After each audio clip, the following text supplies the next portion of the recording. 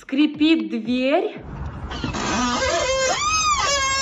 Бррр, фу, какой неприятный звук, да? Да, конечно, вы и сами знаете, как и чем смазать механизмы. Однако не все знают, что дело может быть не только в смазке. Это могут быть, например, старые штифты. Когда они перестают справляться с нагрузкой, дверца проседает, отсюда и скрежет. Тут достаточно заменить механизм на новый, и проблема будет решена. Еще проблема может быть в неправильно выставленном замке.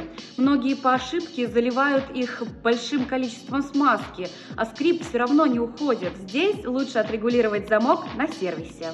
Если было полезно, ставь лайк и подписывайся.